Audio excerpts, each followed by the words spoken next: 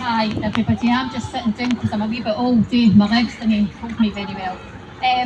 Anyway, I'm Sandra for people who don't know me, and I've been very concerned over the last 18 months about what's been going on, especially with people whose civil liberties and human rights have been eradicated, you know, and how many laws were passed through when we were in this pandemic, you know.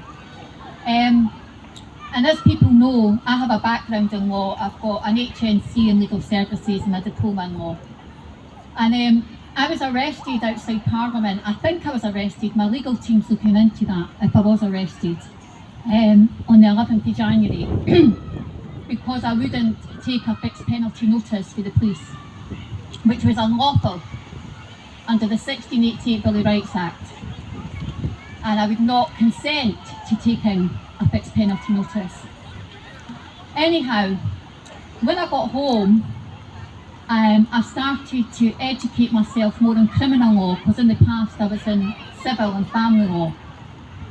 And what came out of that is I was concerned on my arrest that the police were not removing their face coverings for the rights of the accused under Article 5, 6 and 7 of the Human Rights Act.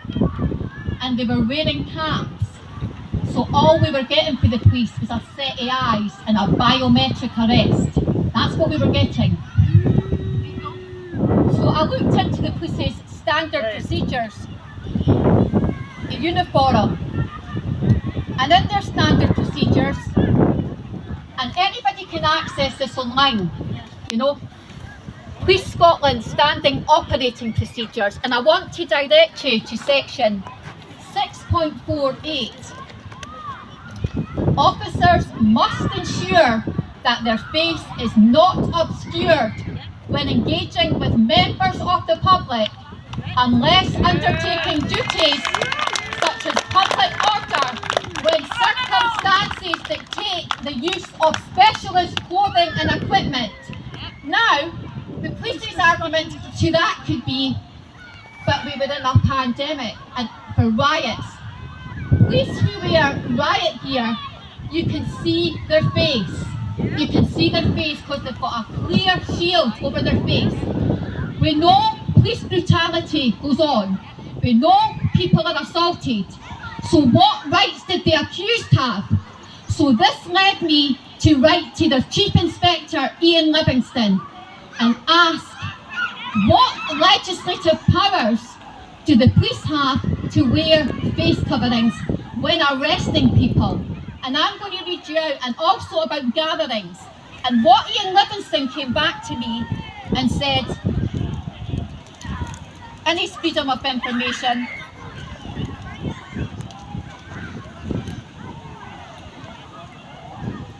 in terms of section 17 of the Freedom of Information Scotland Act 2002, to explain there is no legislation which makes specific reference either to gatherings above or below 30 people or to police officers wearing face coverings.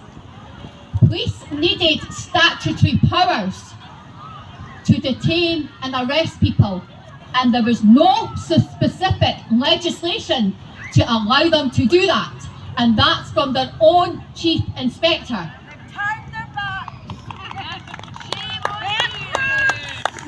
This is not to get at the police. The police are trained for 11 weeks, and sometimes they're not very well informed with the law, you know. So I asked Ian Livingston, what health and safety risk have you done for your officers and members of the public? There was a wall of silence. A wall of silence. Now, what else I have to say to you? When the police were using the 4 E's, they called it: educate, engage, encourage, enforce. Here is the coronavirus enforcing legislation briefing paper dated March 2021. And I can give people this afterwards. It's all on our website. We've set up a website, okay? And I want to read you this. The police were not giving you engagement. They were giving you a stop and a count, which is illegal. That's what they were doing, and I want to read you the chapter. The police sometimes conduct a stop and a count where they stop a member of the public and ask them what they are doing.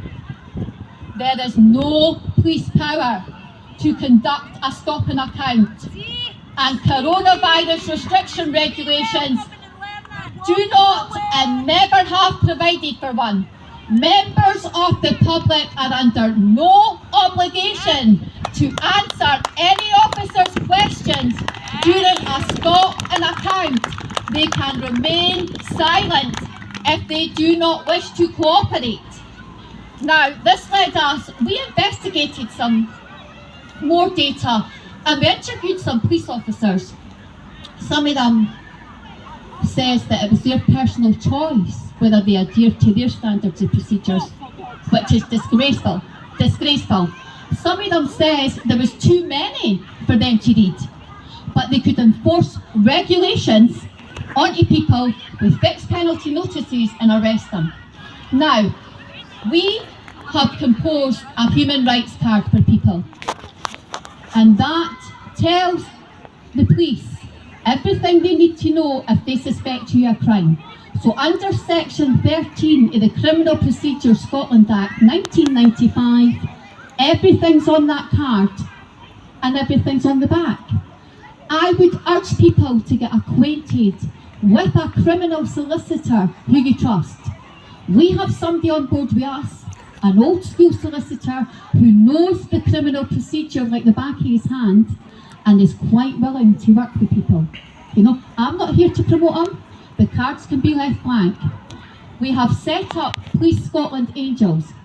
Because another thing I just want to highlight is that this is our new website. There was a report done by the ex-Lord Advocate, and she's a female, and I can't see her name, so it was Angelica or whatever. Yes, right? And it's about the police complaints system. 111 recommendations were made. The police complaint system is unfit for purpose. Unfit for purpose. You know, the police themselves, it's ex-police officers who are in the PSD, Professional Standards Department, and PERC, and they police themselves. So it's a closed shop. So you fall at the first hurdle. Everything's on our website, bus packs, human rights, you can download stuff. We can assist people. I'm assisting about 5 people just now with complaints against the police just now, you know, and there's a whole abundance going to come in, you know.